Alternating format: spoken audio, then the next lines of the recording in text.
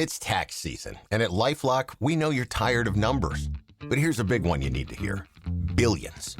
That's the amount of money in refunds the IRS has flagged for possible identity fraud.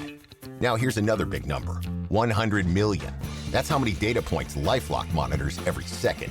If your identity is stolen, we'll fix it guaranteed. One last big number. Save up to 40% your first year.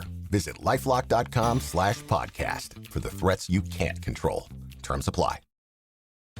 If you listen to enough business podcasts today, you'll start to hear the same thing over and over again. Cold calling is dead. AI is replacing salespeople. Automation is the future. And if you're a business owner trying to grow revenue, it can feel overwhelming. There are thousands of tools, thousands of strategies, and everyone claiming they've cracked the code. What if the truth is actually much simpler? What if the biggest advantage in today's business world isn't another piece of technology, but something much older? Trust. And that's what today's guest, Alex Grant, will talk about. Because while technology has changed almost everything about the way we work, one thing hasn't changed at all. People still buy from people.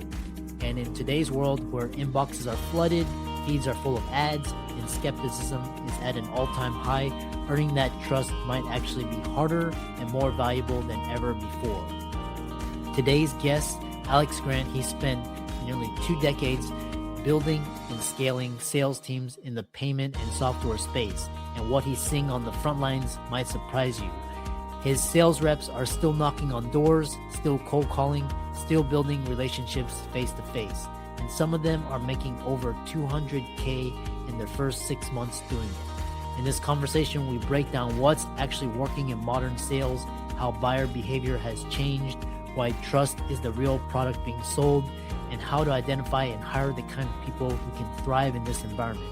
If you're a founder, business owner, or someone trying to grow revenue in an increasingly noisy world, this episode is going to challenge a lot of assumptions. So let's get into it. Here's my conversation with Alex Grant. Hey guys, welcome to another episode of the Financial Freedom Podcast. Today, Alex Grant is going to teach the audience everything they need to know to grow and scale their business with North Sales Systems, payment processing, merchant services. We're going to hear about his incredible sales team and what he does. Alex, welcome. Thank you, Chris. North is a payment processor. It's considered a SaaS model, a sales organization. Think of the items you see when you go to a restaurant, a server. They're taking your order. They're sending it to the kitchen. It's much more than that inventory management. You go to a hardware store and they're punching away at the screws and bolts that you buy, runs your credit card. It also fulfills inventory, tells you what you need to order more of as a business owner. Maybe it interfaces with an e-commerce platform. We work in the B2B space. You and I running around with our credit cards, we might not be pulling out your Visa at a manufacturer to buy something for your spouse. In today's world, people aren't cutting checks like they used to. If you want to buy 10,000 pounds of rebarb, I'm going to need your purchasing card, your Visa purchasing cards. Everything's digital these days. If it's some form of electronic payment, going through the wire digitally, ACH or credit card processing with an inventory management system, that's right up our alley. That's what we do. We'll dive into the... This episode is brought to you by Indeed. Stop waiting around for the perfect candidate. Instead, use Indeed sponsored jobs to find the right people with the right skills fast. It's a simple way to make sure your listing is the first candidates see. According to Indeed data, sponsored jobs have 4 times more applicants than non-sponsored jobs. So go build your dream team today with Indeed. Get a $75 sponsored job credit at Indeed.com/podcast. Terms and conditions apply. I have created the most advanced AI soldier. The wait is over. Tron Ares now streaming on Disney+. We are looking for something you've discovered. And some of us will stop at nothing to get it. Ready? The countdown is complete. There's no going back. Our directive is clear. Hang on! Tron Ares now streaming on Disney+. Rated PG-13.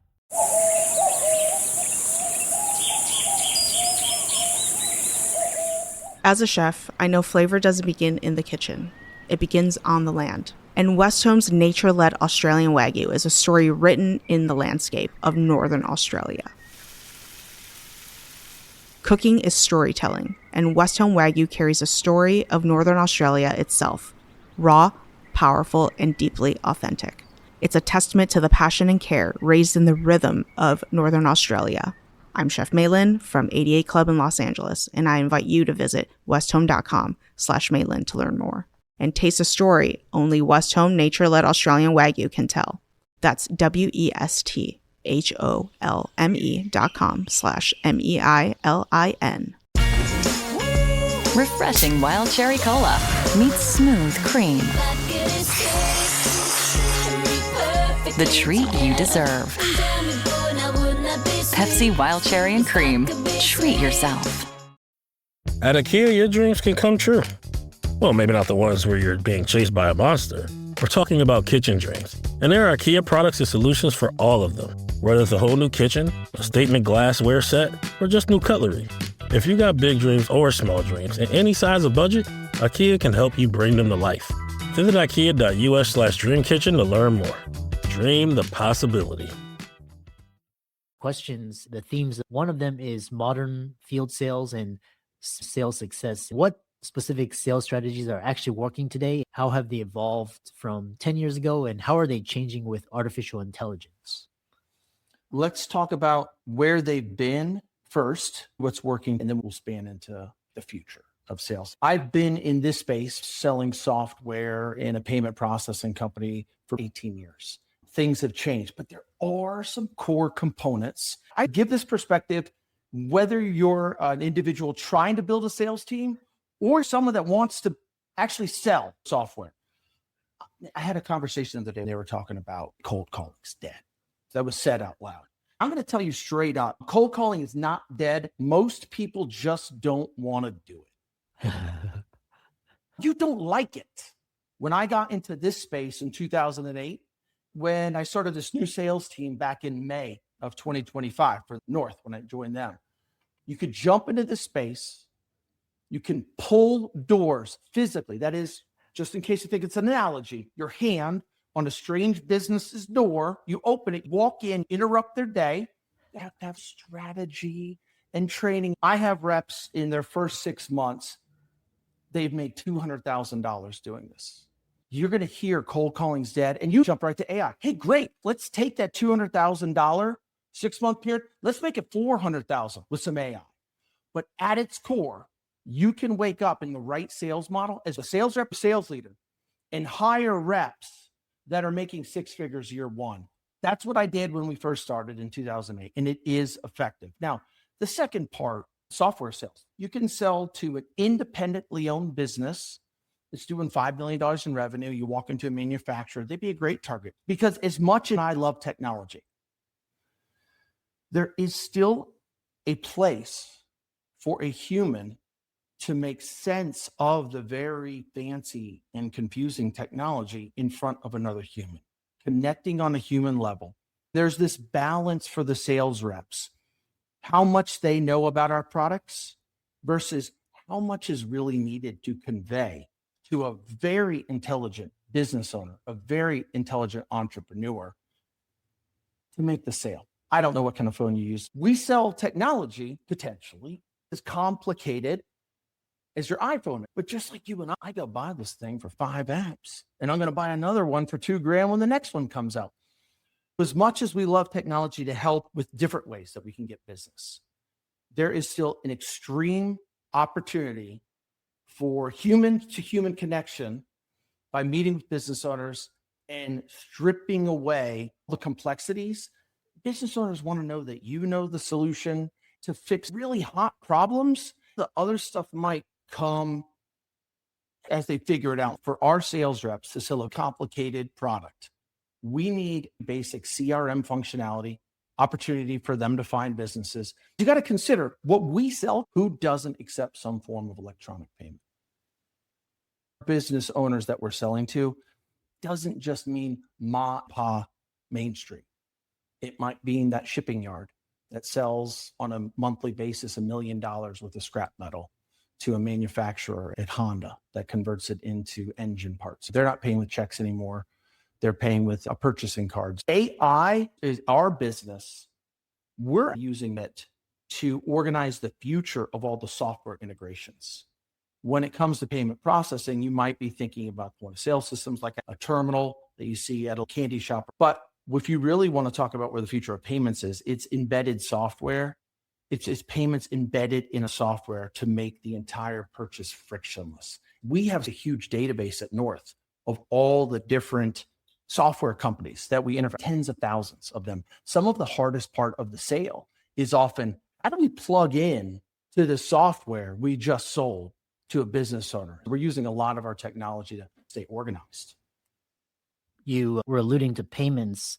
What I found interesting was the idea of stable coins. If North has examined looking into stable coins, it's supposed to be cheaper and faster than traditional credit card processors. That is something that I don't know a lot about in the game that we're playing. We do tokenization. The mainstream payment is Visa, MasterCard, Discover, American Express. There's a handful of fleet cards. There's two companies called WEX and Voyager that you would use if you owned a plumbing business and had 15 trucks. We're working with those on the mainstream to build the integrations. If we build that integration, there has to be enough adoption. It's like chicken or the egg. Adoption first. It is something that comes up at every sales meeting. What do we do with this? It's so big. Where do we start? I haven't even seen our competitors do it. If you put all of our minds together, we're hitting our heads. How do we break through? We have to have standardization for processing for the main card types. If you wanted to create the fifth credit card, Visa, MasterCard, Discover, American Express, the fifth credit card, what comes first? Us getting customers that have it in their wallet? Is it that we get people to accept it at all the pay at the pumps and terminals? The last one to break through was the Novus card, which evolved into Discover. It was initially the Sears credit card. That was their distribution. It's hard to break through. There will be a day where this is an easily answered question, but it's been tough to figure out. Quick pause here. If this episode is making you rethink how your income is structured, that's intentional. Information doesn't create freedom, structure does. At the end of this episode, I'm going to show you how to diagnose whether you're building leverage or just scaling complexity. Let's get back into it. How have buyer behaviors changed in recent years? What must modern sales teams do differently to win deals? When you're selling software, a business owner, they buy with more skepticism. The biggest thing I share with the team, we sell trust. There's so many ways to establish it. But in a world that's been programmed to be distracted, it's never been harder to sell you a complicated solution. Business owners are distracted. This manufacturer that does $5 million a year in revenue, he's getting texts from his family. He had 3 employees that called in sick. With technology comes more. Did you reset the router problems? There's never been more problems. What has changed? Technology is evolving. So is skepticism. But that's where the human comes to reduce skepticism. They want someone to be accountable for. The biggest thing that reps, even though they pull a lot of doors and they make great money pulling doors, they're leveraging our current portfolio of happy clients that are already with us. They're leveraging the fact that they work a lot of referrals. There's never been more of an emphasis on human-to-human networking. The way that we're getting our business is we're pulling doors and we're making money for that. But you want to get some of these bigger deals up market, you got to come with someone else's stamp of approval. So you've got to make sure that there is some familiarity, not just, it's one thing to have the product memorized and you can demo it better than everyone. If they're not listening to you because they're like, I don't even know if I can trust this guy if I want to buy this thing. That's what we're working with these days. In today's digital world, you're going to sell someone a product that's going to run $25 million of business-to-business credit cards. They want to make sure more than you just have a business card from North or any of my competitors. They want to make sure you are who you say you are. In 2008, I called on an account, a toy store of pool parts. It was the first time I realized that what I was really selling was trust. Sat down with this woman. I was with one of my sales reps. We're in this great appointment. And I'm like, oh, we got this one. My rep's going to get paid. I'm so excited. And right at the point where she should sign on the line, she goes, okay, everything looks great. Why don't you come back tomorrow at 9 a.m.? And it was 6:30 at night. We come back tomorrow morning at 9 a.m. I don't even have to try. She's like, okay, where do I sign? Normally you have to represent. They got 3 or 4 questions. Going back to trust, she signs with us real quick. And she said, hey, would you like to know why I told you to come back today? I just exploded. I'm like, yes, I'd love to. What is going on right now? This is typically where you blow me off. I can't get a hold of you. I mess something up. You don't like my face. I don't know. And she said, you guys came in off the streets. I don't know you. I do like you, but I don't know. This is back in 2008. I didn't have enough time to Google and check out that you are who you say you are. And I really appreciate her feedback. That's right when LinkedIn was picking up. Later that day, myself and the rep, we were sitting at a coffee shop and I said, let's pull up our LinkedIn. We looked up our LinkedIn. She had looked at both of our profiles. I'm like, wow, she was Googling us. That was back in 2008. Technology brings skepticism. You want to get some very important deals where people are doing $25 million through your machine. You're going to need references or a referral. Technology comes with cost. Skepticism is high. How much of my Instagram feed is real? So there has to be human connection. I know that if I ran a manufacturer that had 25 million of revenue going through my payment processing, I would want to double check that you are who you say you are. Human to human connection is important. And along those lines, the audience, a lot of our business owners and hires, identifying talent. When you meet new people, what are key traits or behaviors that immediately signal that they could be a top performer? When you're in the interview process, you got to make sure these people have something that they are driven to accomplish. New in the job, when I joined the industry in 2008, I couldn't afford for it to not work out. I went all in and I figured, I don't know what I'm doing. I have expenses, a wife, just bought a house. If this doesn't work, I don't know. I didn't have a plan B. I grinded it out in the way I could get enough at bats. When you're new, you need at bats. I want someone who has a why. I want someone that tells stories to me in the interview process about hard things they've done. They don't even have to be business. One of my favorite questions in an interview, I normally started off towards the beginning, is tell me a success story from your life from when you were 17 years old or younger. Just something you're proud of. I love to learn people's makeup. Sometimes they tell you something in high school sports. Sometimes they tell you how they ran 3 paper routes to pay for things when they were a kid. I want to hear stories where I go, oh, that's something hard. I've never done that. That's tough. I love to hear stories of resiliency. I love to hear stories about, I figured this one thing out. I love when people tell them and they're so proud. They're so proud because they wouldn't be proud if they were easy. They wouldn't be proud. Jumping into things before you know everything. If we can identify throughout the interview process that someone would or could say, I would sell your product, I just don't know enough about it yet. That's a flag. There is the responsibility of the business to teach them an appropriate amount. But once as a business, you've taught the appropriate amount to sell any of our software, you need to know 3 or 4% of it to set appointments that your manager will support you on. The red flag is, hey, do you need to know everything about a product before you actually engage in conversation with people? I want to stress, so many people ask the same questions when they recruit. If you join, how many doors will you pull? People know how to answer those questions. They become professional interviewees. I actually like to make sure that you experience that our culture is different here and what we care about is different based on the questions we ask, not just because we say, hey, our culture's great. We got ping pong tables and hammocks in the break room. We try to behave different throughout the whole process and it attract and push the wrong candidate away. I love recruiting. It's one of my most favorite topics. We can break down some traits. What I can tell you after recruiting successfully for 18 years is that any advice you hear from anyone that speaks in absolutes, they know what the secret is. You either need to hire them to run your recruiting department or you need to be skeptical and run. Recruiting is guessing. My biggest warning, I can think back to my past self when I was trying to figure a lot of this out. I used to overthink it. I would be like, I met with Chris. He seems good, but I don't know. Then I'd put you through more of a ringer. I put you through, why don't you talk to one of my managers? I started making the recruiting process borderline inappropriate. You know, those recruiters, you've heard people like, I interviewed with this company for 6 months and I didn't get the job. I'm not going to say that I ever did that to people, but I will tell you that all these folks that you hear about have these because it's such a big, important job.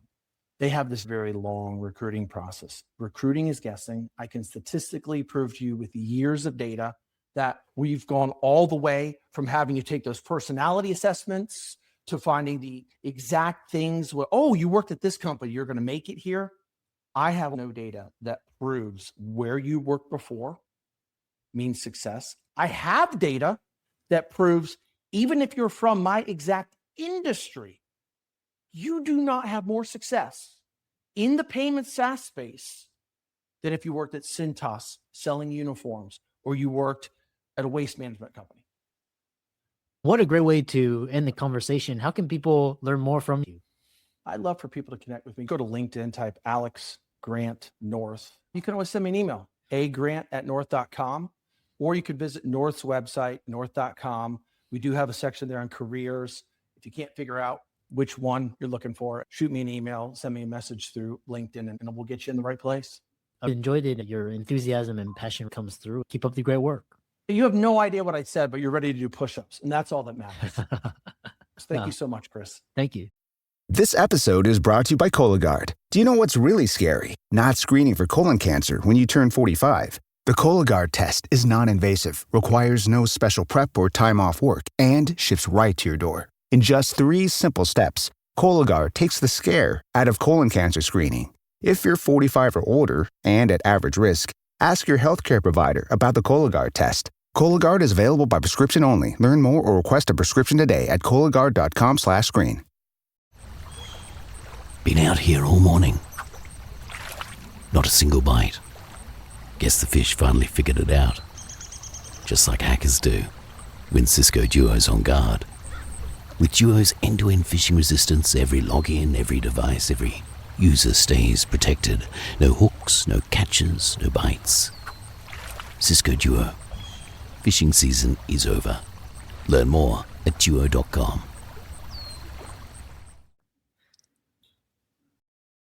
Let's zoom out. If you're a physician, founder, or high-income professional, and you feel like you're working harder every year, but not structurally freer, you're not alone.